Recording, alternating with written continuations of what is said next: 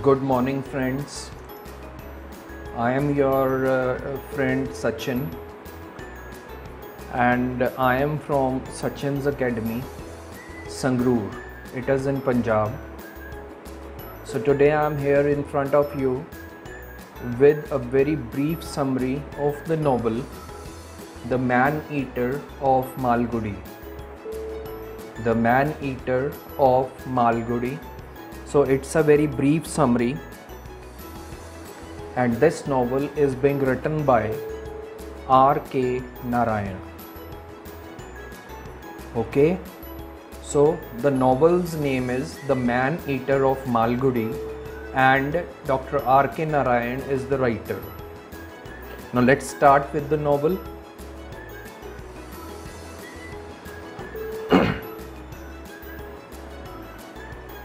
The story is narrated in the first person by its tragic comic hero Nataraj, who has a printing shop in Malgudi. Right? Nataraj is a popular man in Malgudi, and he is helped by his colleagues named Shastri and Kandan.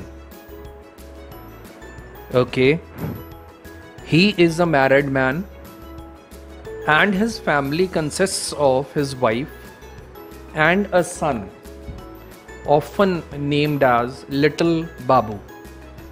His mother and great aunt, they live with their brother, that is Nataraj's brother, in Madras. Okay,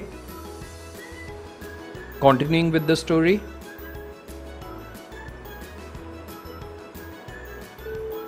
He has a coterie of friends like the local lawyer, a journalist named Sen, who is a critic of Jawaharlal Nehru's politics, a writer who is writing an epic on Krishna, and a 70-year-old man who owns many houses in that town of Malgudi.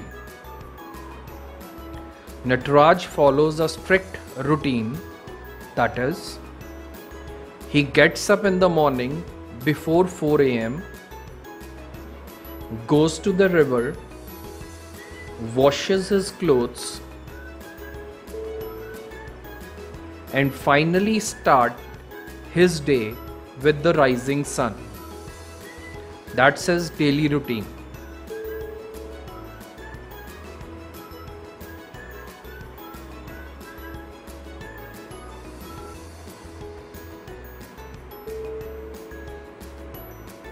The smooth and congenial life of this small group is finally disturbed by the arrival of a taxidermist named Vasu.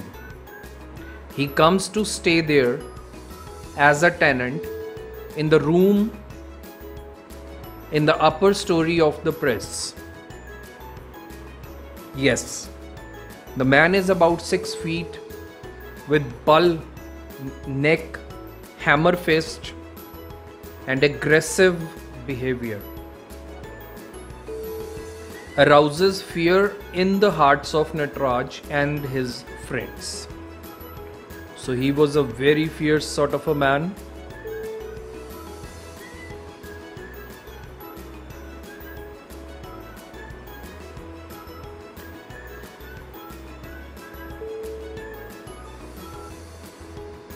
Nataraj tolerates him in his room upstairs till he makes himself unbearable by robbing Mampi Forest of its wildlife and collecting the dead animals in his room for stuffing them. When his neighbors complain to him about the unsanitary conditions of the neighborhood, that is, when Nataraj's neighbors complained to him about the unsanitary conditions of the neighborhood, Nataraj immediately requests Vasu to leave the room and to find a new house for himself. At this, Vasu treats it as an insult and sues him for harassing and trying to evict him by unlawful means. Okay? So he tries to evict him by unlawful means.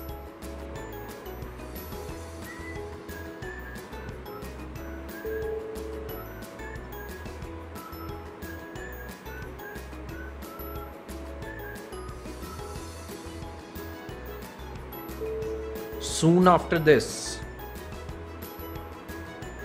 Vasu starts bringing Rangi, a notorious temple dancing woman, and others like her to his room, which cause a great nuisance to all those concerned. Vasu does not bother for their feelings at all. But the crisis comes to a head when Vasu threatens to kill a temple elephant by the name Kumar to be taken in a festival procession organized to celebrate the poet's completion of his religious epic on God Krishna. So the elephant was on the target of Vasu to be killed.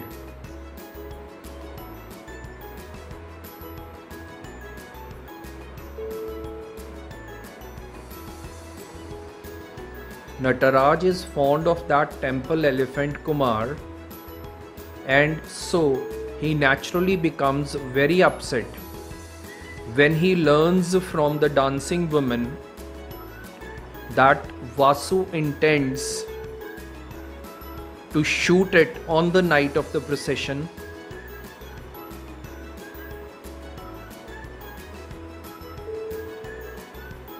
So Nataraj immediately posts the wicked intentions of Vasu to his friends, the poet, the lawyer, and other important persons of the city. The matter is also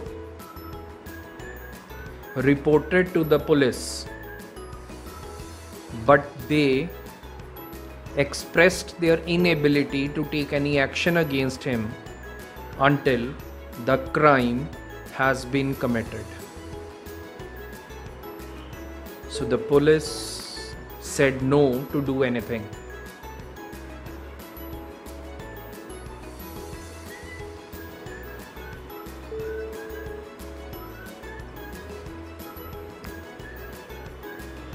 The very thought of the elephant Kumar's murder, that is, Kumar will be murdered by Vasu, this very thought drives Nataraj crazy.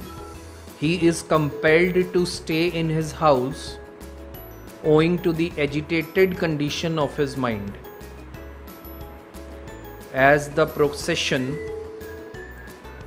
passes in front of the printing press, his heartbeat increases, that is, his heart begins to beat pat-a-pat with fear. He is afraid of hearing the fateful gunshots and cries of panic-stricken people. But he is surprised when it passes away without any untoward incident. Nataraj goes to his office in the morning, and to his utter shock and dismay, he learns that Vasu is dead. He learns that Vasu is dead.